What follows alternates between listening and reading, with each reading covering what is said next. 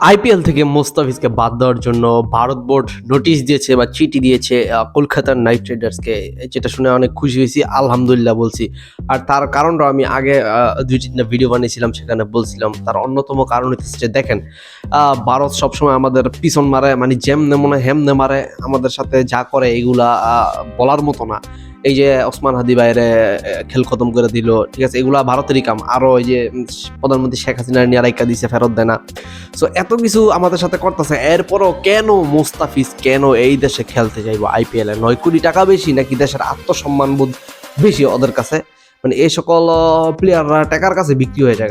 এর জন্যই তো এত কিছু করতেছে ভারতের সাথে আমাদের, এরপরও এরা খেলার জন্য রাজি হয়ে গেছে। এখন কি হলো? এখন মুখ বরাবর একটা লজ্জা দিয়ে দিছে, ডিরেক্ট না করে দিছে।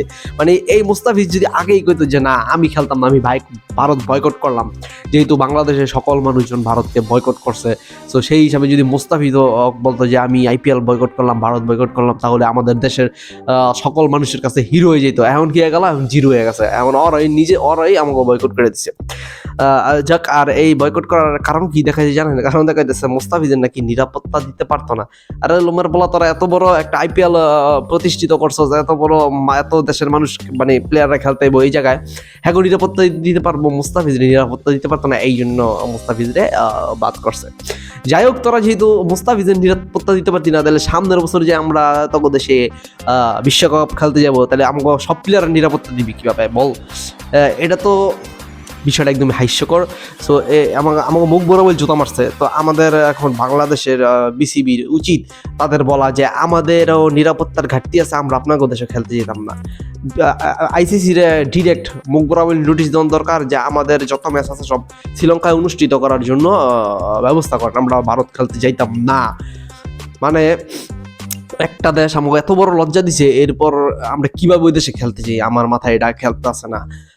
মুস্তাফিজ আর এই মুস্তাফিজ সহ বাঙালি প্লেয়ার বলতে চাই যে যেখানে টাকা সেখানে খালি দৌড়েন না, নিজের আত্মসম্মান বোধ বইলা কিছু আছে, এগুলো একটু জমায় টমায় রাখেন। একদিকে ভালোই হয়েছে, ভারত বিরোধী আন্দোলনটা আমগো একটু থাইমা গেছিল, এখন মুস্তাফিজরা বাদ দিয়ে দিছে, এই কারণে আরো এটা তীব্রতা পাইবো, মানে সবাই আবার সজাগ হইব। এখন বাংলাদেশের সকল মানুষের উচিত এই মাঙ্গের নাতিকে একদম বয়কট করা, সবকিছু বয়কট করা, অগদেশের বিশা উৎসব সব বন্ধ করে দেওয়া, যাতে ওরা আমাদের দেশে না আইতে পারে।